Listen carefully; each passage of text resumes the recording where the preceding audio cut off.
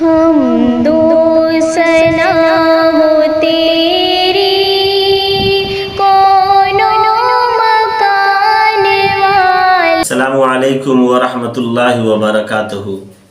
حمد و ثنا ہے اس پاک پروردگار کے لیے جس کے قبضہ قدرت میں ہماری اور آپ سب کی جان ہے۔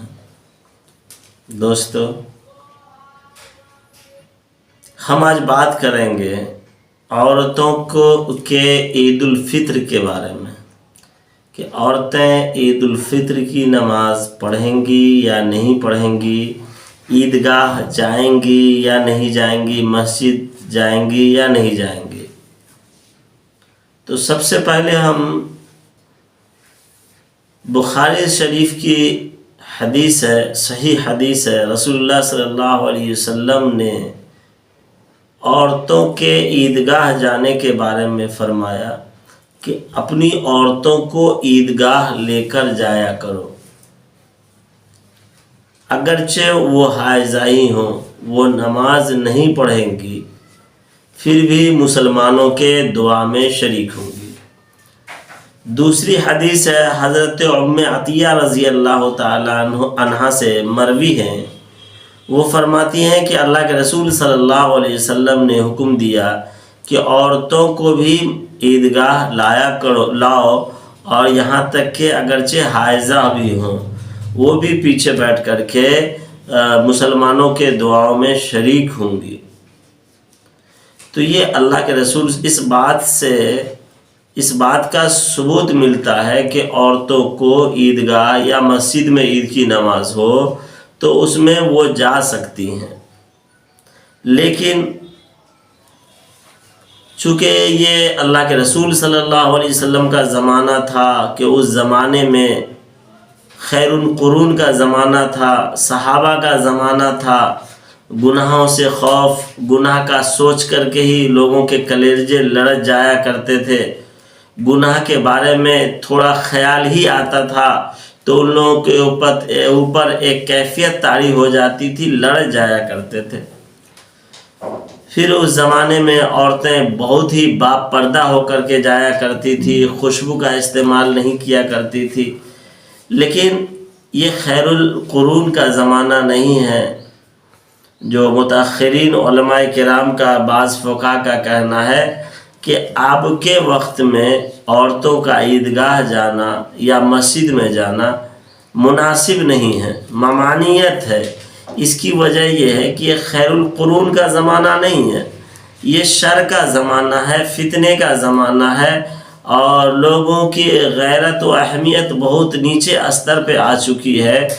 آج موبائل انٹرنیٹ کے زمانے میں خواتین کے اندر بھی بہت سارے ذہنی فساد، مردوں کے اندر پھر یہ وسوسے، ان چیزوں کو مد نظر رکھتے ہوئے بہت سارے فقہاء نے یہ کہا ہے کہ اب عورتوں کا عیدگاہ یا مسجد میں جانا ممانعت ہے، مکروہ ہے۔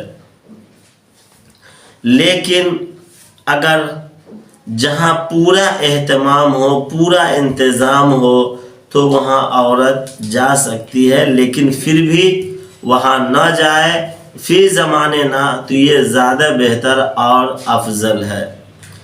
بعض لوگ اس حدیث کو موضوع بنا کر کے یہ کہتے ہیں کہ اللہ کے رسول صلی اللہ علیہ وسلم نے حکم دیا کہ عورتوں کو عیدگاہ لاؤ اور مسجد بھی لاؤ جو عید کی نماز کے لیے، اگرچہ حائضہ ہی ہو۔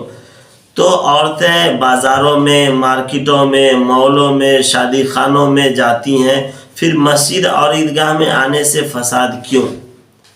تو دوستو، یہ شریعت مطہرہ کی طرف سے یہ پردے کا ہر مقام پہ جو ہے حکم نافذ ہے، اجتناب ہر مقام سے کیا گیا ہے، اور ہر مقام پہ یہ کہا گیا ہے کہ عورتوں کی بھیڑ بھاڑ ممانعت ہے، عورتوں کو بناس سنگار کر کے، خوشبو کا استعمال کر کے کہیں ہر جگہ جانے سے ممانعت کی گئی ہے، لہٰذا عیدگاہ اور مسجد میں بھی عورتیں نہ آئیں، یہ زیادہ بہتر ہے۔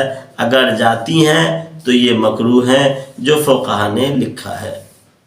پھر کیا اسی طرح سے کہ عورتیں عیدگاہ اور مسجد جو ہے نہیں آئیں گی عید کی نماز پڑھنے کے لیے، تو کیا گھر پہ عید الفطر یا عید الاضحیٰ کی نماز پڑھ سکتی ہیں کہ نہیں؟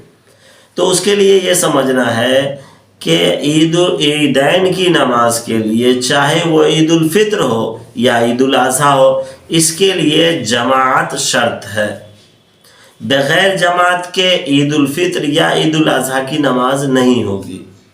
اور چونکہ عورتوں کے لیے جماعت نہیں ہے، عورت امام عورتوں کی نہیں بن سکتی ہے، کیونکہ عورت امام بنے، اس کی اقتداء میں عورت نماز پڑھے، یہ مکروہ تحریمی ہے، کسی صحابیات سے ثابت نہیں ہے کہ عورت نماز پڑھے۔ تراویح میں بھی اکثر و بیشتر جگہ پر یہ دیکھا گیا ہے کہ عورتیں کھڑی ہو کر کے نماز پڑھ رہی ہیں۔ تہجد میں اولاً تہجد کی جماعت نہیں ہے، لیکن پھر بھی تہجد میں بھی عورتیں، صلاۃ التسبیح میں بھی، تو یہ عورتوں کی جماعت مکروہ تحریمی ہے، اسے سمجھنے کی ضرورت ہے۔ تو عید الفطر اور عید الاضحیٰ کی جماعت شرط ہے اور عورتوں کے لیے جماعت نہیں ہے، تو عورتیں گھر پہ جماعت نہیں کر سکتی ہے پہلی بات، تو اس لیے عید الفطر کی نماز عورتوں کے لیے نہیں ہے۔ دوسری چیز، تو عورت کیا کریں گی؟ عورت یا تو اشراق کی نماز پڑھ لے، یا تو چاشت کی نماز پڑھ لے، یا شکرانے کی نماز پڑھ لے کہ اللہ تبارک و تعالی ہم نے روزہ رکھا، استغفار کیا اور قرآن کی تلاوت کی اور آپ کو یاد کیا، تو ان چیزوں کے شکرانے کے طور پر عورتیں اپنے گھر میں شکرانے کی نماز یا اشراق کی نماز یا چاشت کی نماز پڑھ کر کے نفل نماز پڑھ سکتی ہیں اور اپنے مالک سے دعا کریں۔ عورتوں کے لیے عید الفطر یا عید الاضحیٰ کی نماز نہیں ہے۔ جو بھی عورتیں اپنے گھر پہ جماعت کرا کر کے عورتوں کی جماعت کرواتی ہیں اور نماز پڑھواتی ہیں، یہ سراسر فضول اور بیکار ہے۔ ان چیزوں سے اجتناب کرنے کی کلی طور پر ضرورت ہے۔ اللہ تبارک و تعالیٰ ان باتوں پر عمل کرنے کی توفیق عطا فرمائے۔ السلام علیکم ورحمۃ اللہ وبرکاتہ۔